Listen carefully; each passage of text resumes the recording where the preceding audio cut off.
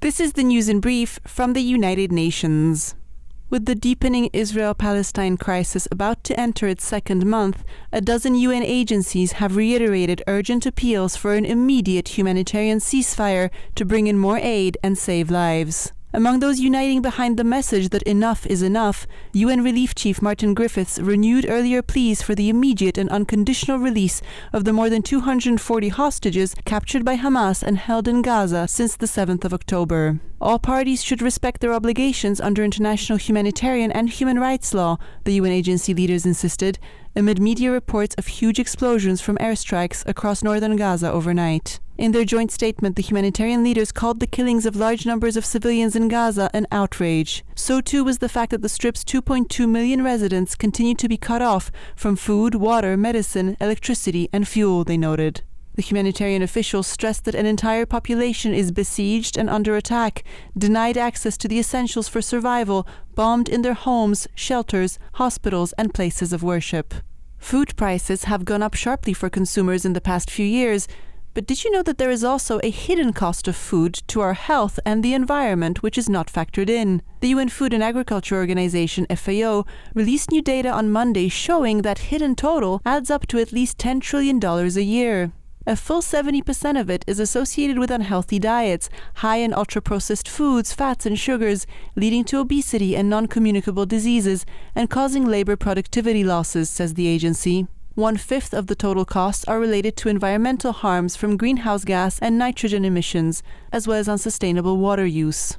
FAO said that low-income countries are disproportionately hit by these hidden costs, which represent more than a quarter of their gross domestic product, compared to less than 8% in high-income countries. The UN agency called on all food producers to acknowledge and calculate the real totals, understand how we all contribute to them, and what actions we need to take in order to better address global health issues, the climate crisis, poverty, inequality, and food security. In South Sudan, children in flood-affected areas are at risk of extreme malnutrition in the first half of 2024, with food running low and waterborne diseases spreading fast amid crowded living conditions. That's the message from the UN World Food Programme, WFP, which said on Monday that 1.6 million children under 5 are expected to suffer from malnutrition in 2024. Rupkona, a county where floodwaters have permanently submerged entire communities or trapped them on small islands since 2021, will be particularly affected. This is the reality of living on the front line of the climate crisis, warned Mary-Ellen McGroarty, WFP representative to South Sudan. She stressed that the spread of waterborne diseases unravels any work humanitarian agencies do in preventing and treating malnutrition, and it is young children who are suffering the impact most severely.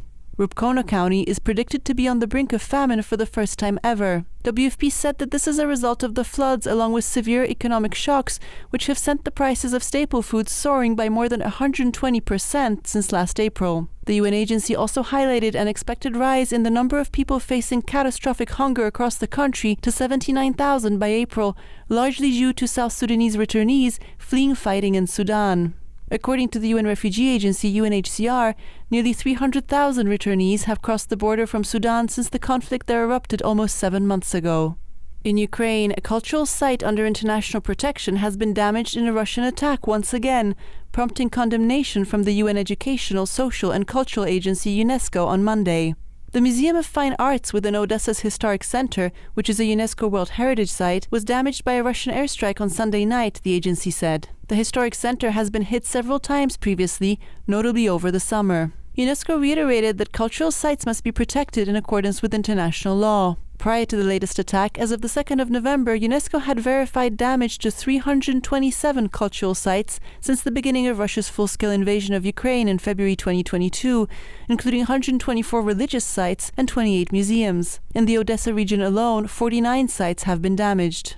Ukraine is home to 8 UNESCO World Heritage sites. The UN agency has been supporting repairs to buildings within Odesa's historic center, including the Fine Arts Museum, and has provided equipment for the digitization of some 1,000 works of art and of documents in the Odesa State Archives. Dominika, Tomaszewska-Mortimer, UN News.